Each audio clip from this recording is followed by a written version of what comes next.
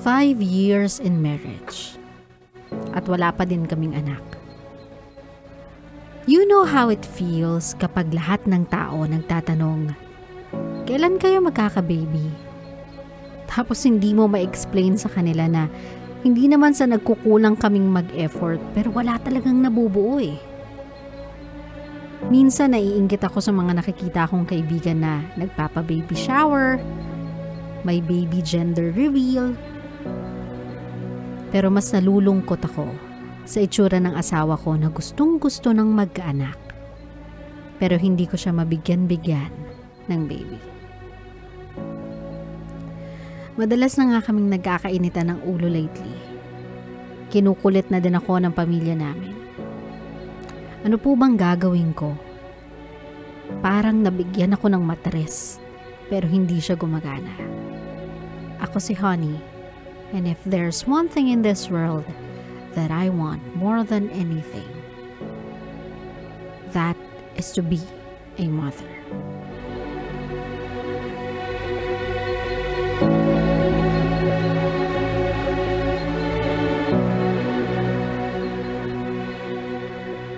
My love, I am no expert.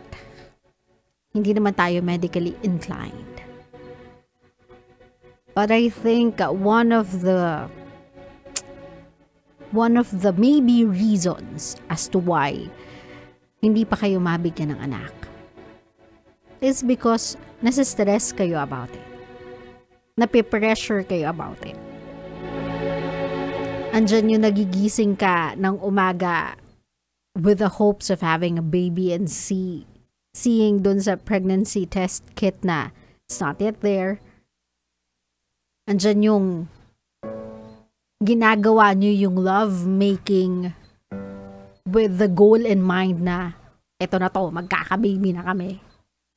Yung alam nyo yung naglalagay kayo ng too much pressure sa isa't isa. You are overthinking things na ako ba ang problema or yung asawa mo ako ba yung problema.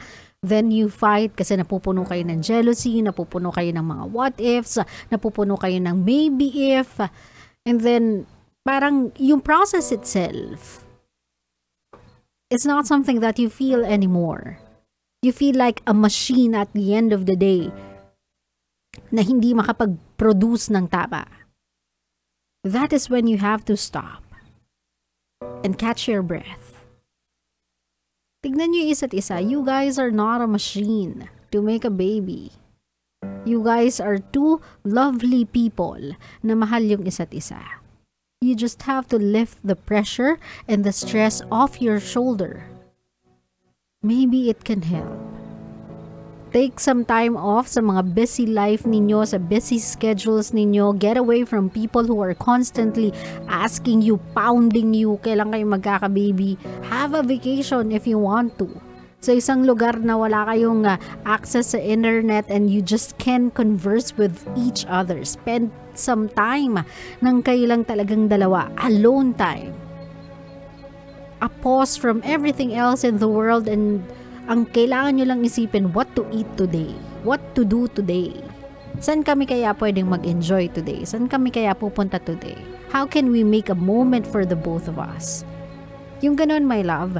Kasi stress is really a factor. Aside from that, of course, we have the other medically proven reason as to why it's hard to conceive a baby o gumawa ng bata. It's weight. Baka one of you or both of you would like to stay fit, diba? Magbawas ng onting timbang so that your body is physically ready to accept. Of course, meron kayong mga OB-GYNs to help you with that. You have your trusted doctors to help you with the process. But siguro most importantly, my love, stop stressing yourself out. Hindi naman porket late ka sa motherhood, you are less of a mother eh. And not because wala pa kayong baby, hindi na kayo considered as a family. Stop putting that stress in your head. Stop putting that pressure in your head. Enjoy your relationship. I do know and I do understand na meron tayong mga babaeng certain age that we fear like na kapag hindi pa kami nagka-baby, baka maraming complications by the end of that. It's medically proven and true Pero my love, your body works in so many amazing ways.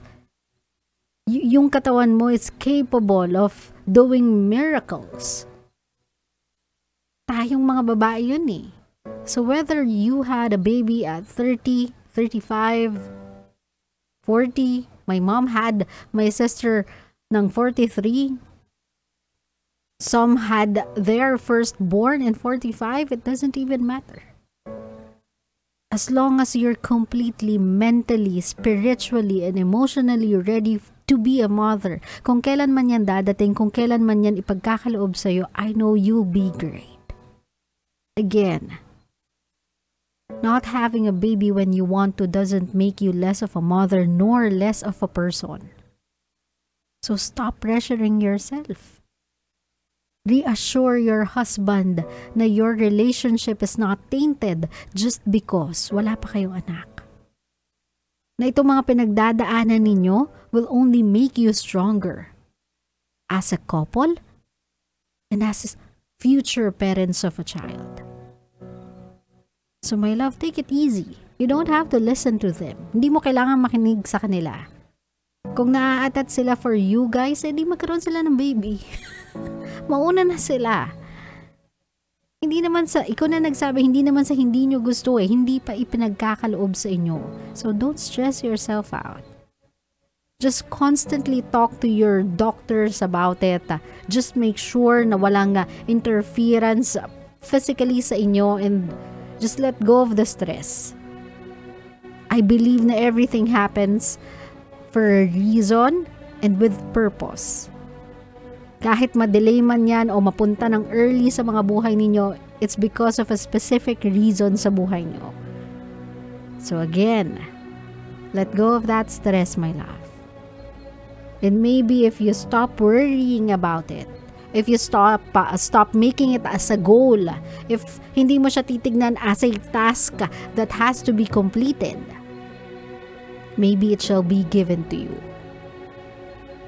Right now, concentrate on your love for each other. Doon mo ibuhos lahat ng enerhiya mo. When it comes, you guys know, both of you are ready. Claro? Claro.